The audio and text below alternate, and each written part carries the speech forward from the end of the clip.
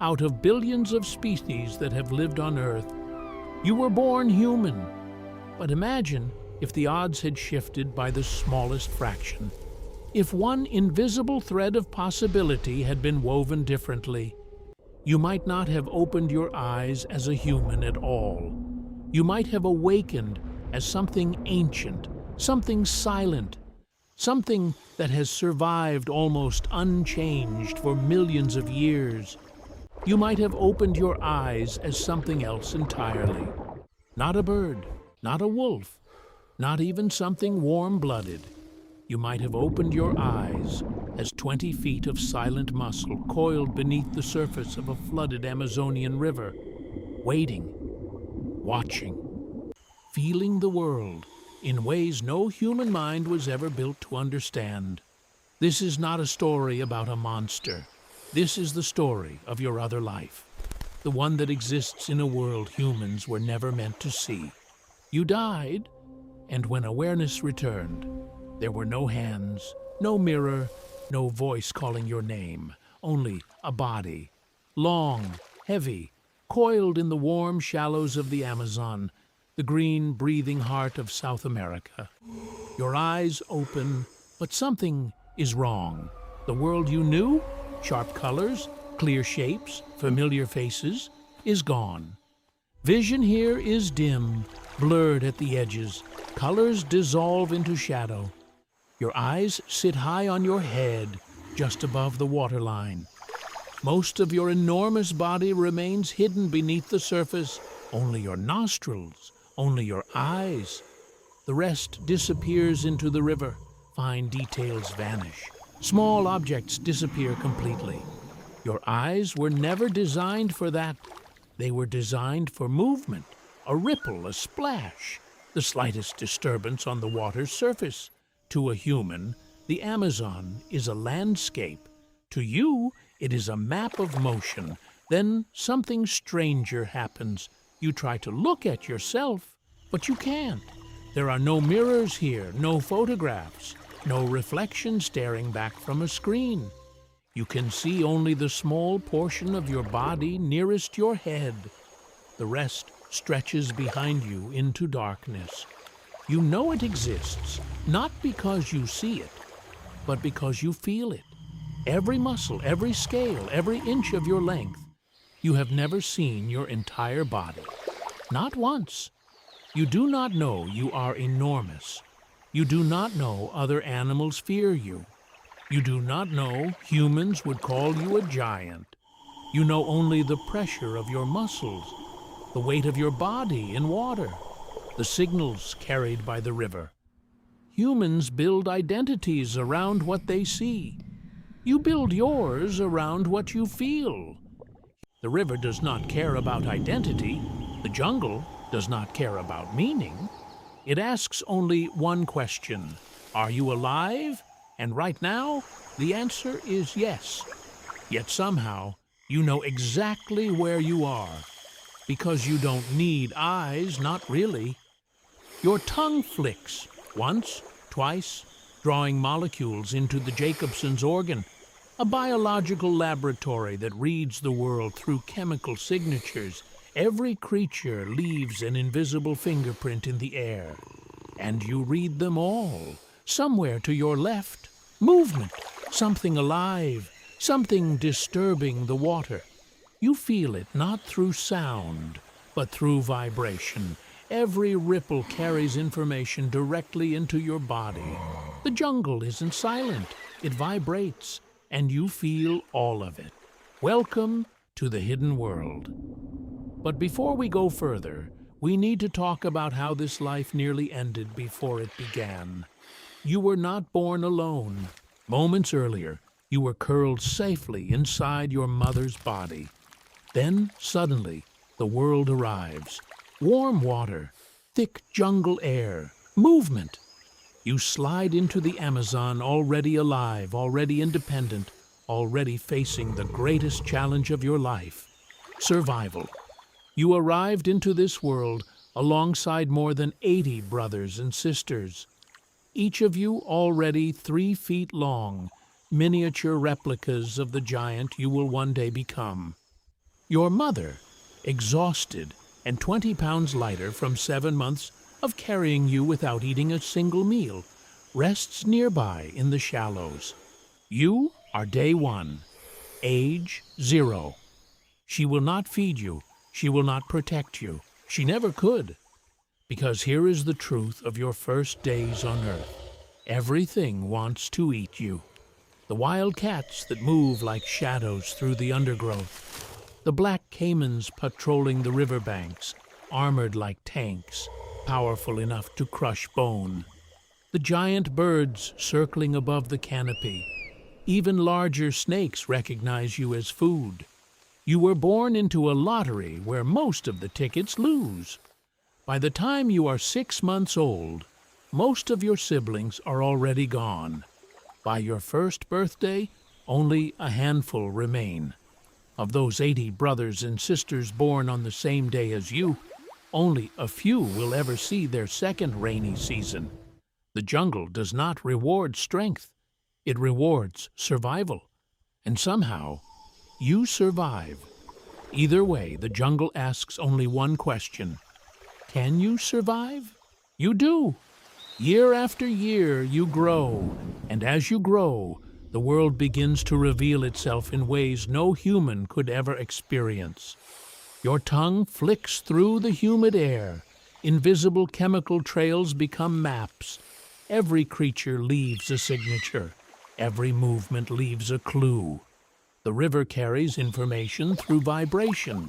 The air carries information through scent. Long before prey comes into view, you already know it is there. Humans see the world. You sense it. And by age 4, you are no longer simply surviving. You are becoming a predator. The sun disappears beneath the trees. Darkness spreads across the flooded forest. To a human, the world is vanishing. To you, it is simply changing. Vision was never your greatest tool. Movement, scent, vibration, the river still speaks. And you are still listening. You are 4 years old, still young by Anaconda standards, still learning, still growing into the predator you are meant to become. Weeks have passed since you last ate. The hunger is not sharp like human hunger. It is slow, vast, a hollow weight that grows deeper with each day until the entire world narrows to a single focus. Something must die. You drift into position in the dark water of an Amazonian backwater, your green-brown scales dissolving into roots and shadow.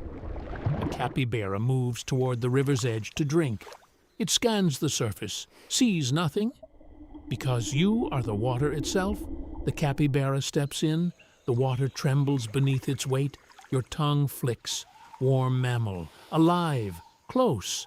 The picture forming inside your mind is not visual. It is movement, scent, vibration, and chemical traces merging into certainty. Prey, 1 breath, 2.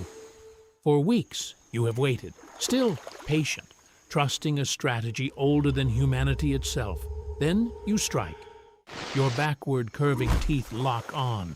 Your body follows, coiling once, twice, 3 times around the animal.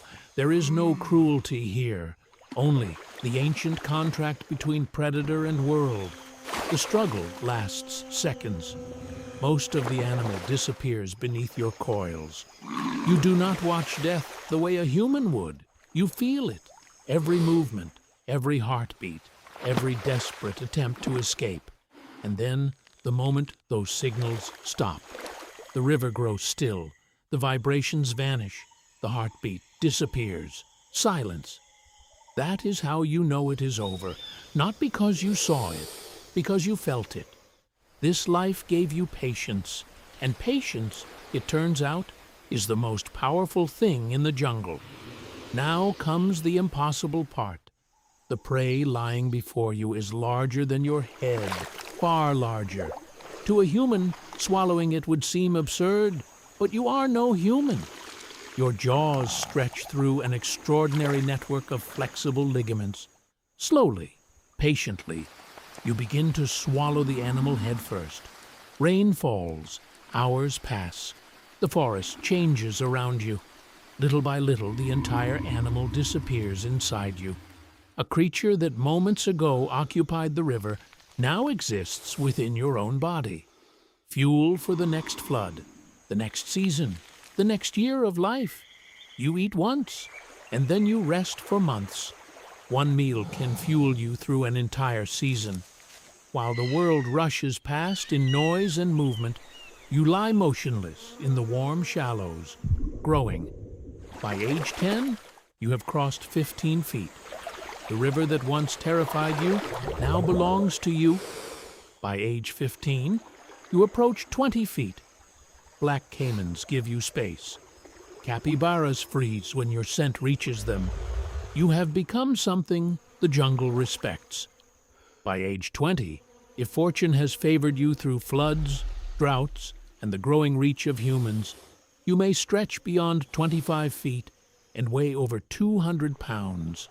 You have become the largest, heaviest snake on earth, season by season, meal by meal. The Amazon has shaped you into a living giant. Empires rise, empires collapse. Civilizations come and go. Yet in the flooded forests of the Amazon, the anaconda endures. For millions of years, its design has remained almost unchanged. You are not merely an animal. You are a survivor of deep time. Humans spend their lives wondering who they are. You don't. You are exactly what nature designed you to be. By 8 to 10 years old, if your life unfolds as a female, another chapter begins. A chemical signal spreads through the flooded forest. Males arrive, following your scent across miles of water. They gather around you in a breeding ball that can last for days. Months later, after a long fast, you give birth to more than 80 fully formed young. You have carried an entire generation inside your body and released them into a world that will test them exactly as it once tested you. One evening, deep into your third decade of life, you hunt again. The movement is slower now, not weaker, more deliberate. Every strike refined by decades of experience. You no longer rely on speed. You rely on certainty. The river has taught you everything it knows. You are 30 years old. In the wild, this is extraordinary. Most anacondas never reach it. You think you are invincible, and in almost every way, you are. No animal in these waters challenges a fully grown female anaconda. But there is one threat that no amount of size, patience, or evolutionary perfection can prepare you for. The creature most likely to end your story isn't a caiman. It isn't another snake. It is the species that drains wetlands, burns forests, and pushes deeper into the last wild places on Earth. The species that once sat in front of a screen and wondered what it would be like to become you. The Amazon is shrinking, and the silence inside it is growing. As another rainy season moves over the rivers of the Amazon, that question from the beginning remains unanswered. Why, out of billions of possible lives, did you awaken as this one? Was it chance? Was it destiny? Or was there a lesson hidden inside this ancient, patient existence? No anaconda has ever wondered. No human has ever known. But for a brief moment, you felt it. You felt the river through your skin. You felt the world in vibrations, scents, and movements carried through the water. You felt the peace of a creature that has never questioned its place in the universe. And maybe that was the lesson. Not to find an answer, but to see how differently life can experience the same world. A human sees a river, an anaconda feels one, yet both are alive beneath the same sky. Both are temporary. Both are part of something far older than themselves. Somewhere in the Amazon, another anaconda is opening its eyes for the first time, completely unaware that it is living a life most humans will never imagine.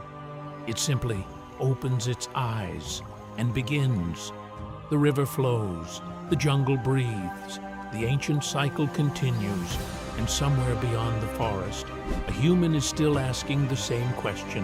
Why this life? The anaconda will never ask. Perhaps that is why it will never need an answer.